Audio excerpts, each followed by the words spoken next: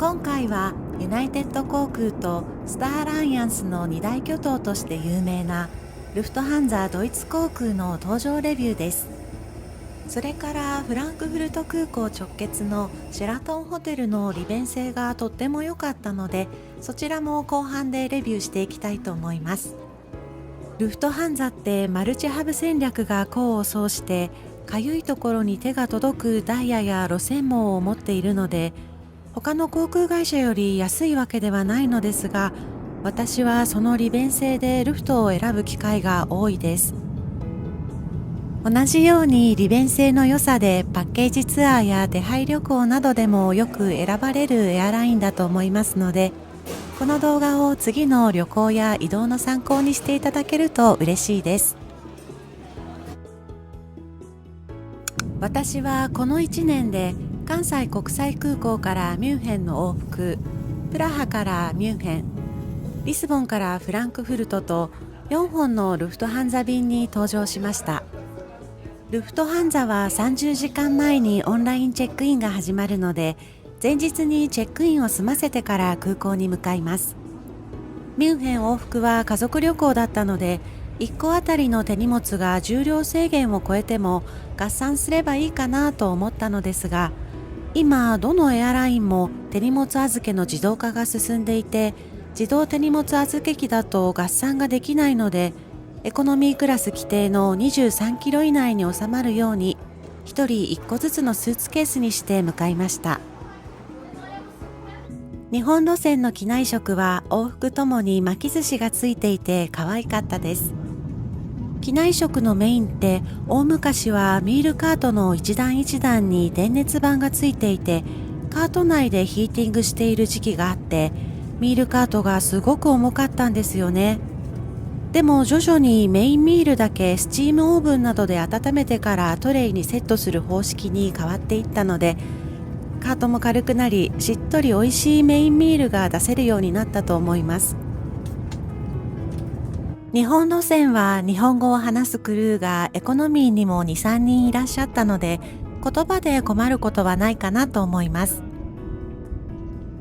お食事つながりで EU 圏内のフライトの話もしていきたいと思うのですが、今ルフトハンザでは EU 圏内だと水とチョコレートしかサービス物品がありません。以前は短距離や中距離の路線でもスナックや水以外の飲み物の無料サービスがありましたが、今はオンボードデライトという機内食や飲み物の販売サービスに変わっています。リスボンからフランクフルト線に搭乗した際には、フライトタイムが3時間以上あったので、手持ち無沙汰な上に娘もお腹が空いたというので、スパークリングワインとサラダを買ってみました。このサラダ、今まで飛行機の中で食べたサラダの中でダントツ1位に美味しかったので、飛行機を降りた後に調べてみましたら、オンボードデライトのサラダはとっても美味しいと好評なんだそうです。サラダは確か10ユーロぐらいで、スパークリングワインは 8.5 ユーロでした。飛行時間が45分以上のフライトは事前予約のみの販売で、飛行時間が70分以上のフライトは事前の注文をしていなくても機内で全ラインナップから選べるそうです。私たちの席はだいぶ後ろの方だったのですが、事前予約などしていなくても好きなものが買えました。私たちはこのリスボン・フランクフルト間をマイルで移動していたので、飲み物や食べ物にお金を使うことにそこまで抵抗を感じなかったのですが、実際にこの路線お金を出して買っていたら1人6万円だったので、6万円払って機内食や飲み物が出なかったらちょっと残念な気持ちになっただろうなというふうには思います。飲み物や食事の販売の後にチョコレートを配ってくれましたが、リンツのものでした。日本にも最近たくさん店舗があるので、皆さんおなじみですよね。この1年でルフトハンザの短距離、中距離、長距離、すべての路線に乗りましたが、シートピッチはどの路線のどの機材でも欧州系エアラインの標準サイズといった感じで、広さは特に感じません。ただルフトハンザの多くの機材の座席はレカロが人間工学に基づいて航空機用に開発した座席を採用しているそうで、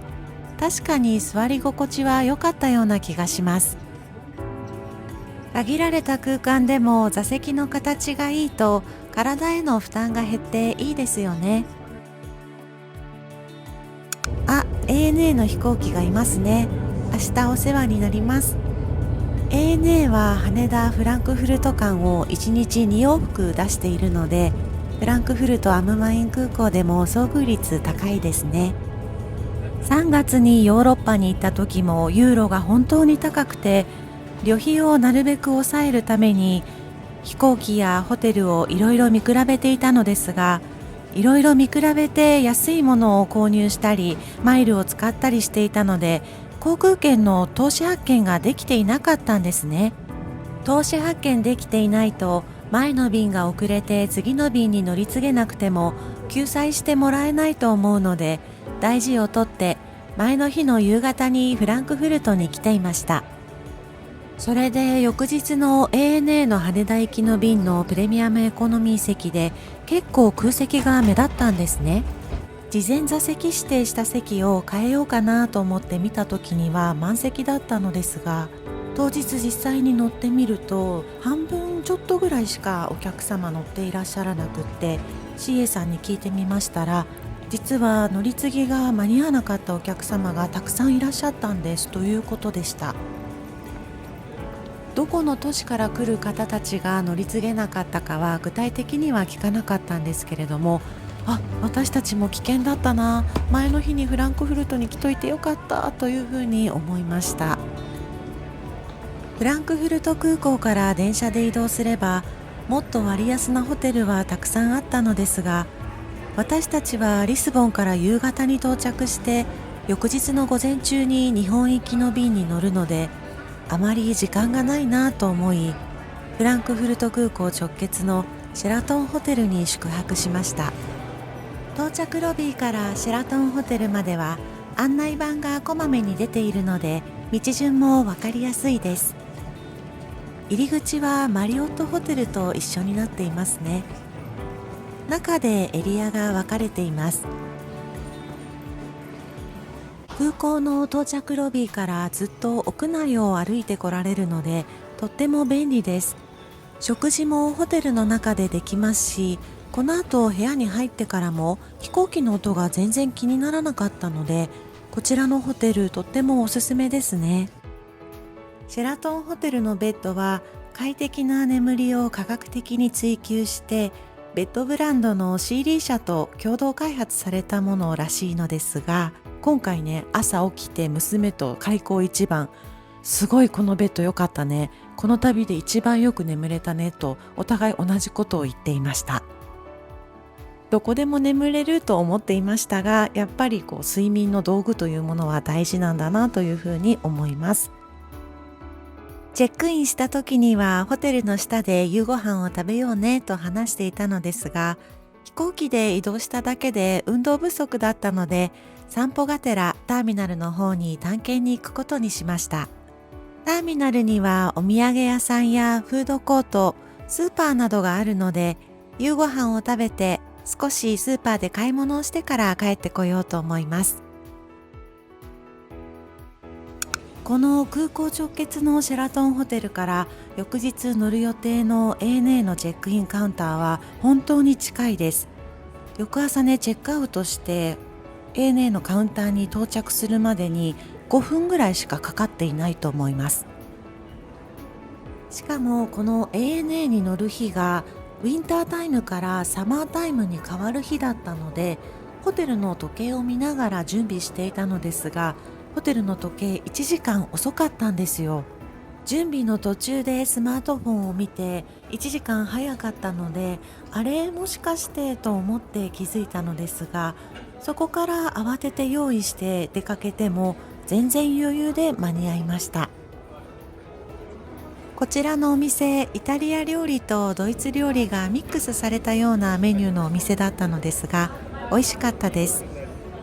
この時はドゥブログニク、ローマ、リスボンの南ヨーロッパ3都市を巡る旅という感じで来ていたのですが、こちらでドイツビールをいただけたことでフランクフルトも加わって4都市を巡る旅という感じになりました。ローマでね、カルボナーラ巡業をしていた娘ですが、確かここにもカルボナーラあったんですけれども、さすがに飽きたようでここではトマト味を頼んでいました。先ほども少しお話ししていましたが、地下1階の鉄道駅の奥にスーパーがあるので寄って帰ります。お水や朝ごはんを購入しようと思っていますが、もしね、オーガニックのリップクリームやキッチン用品などがあれば、そちらも購入したいなと思っています。ドイツはオーガニックコスメの先進国なので、スーパーでもオーガニックの化粧品が購入できます。ここはフランクフルト空港のターミナル1の地下なのですが、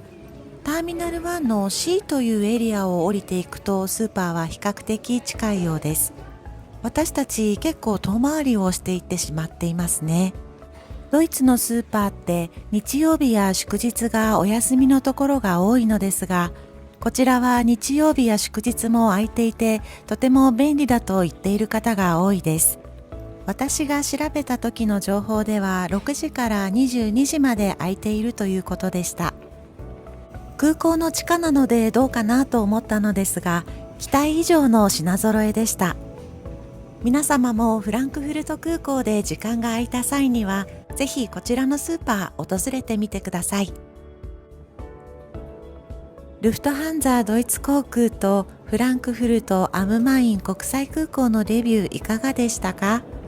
お時間がありましたら、ぜひ感想をコメント欄にお寄せください。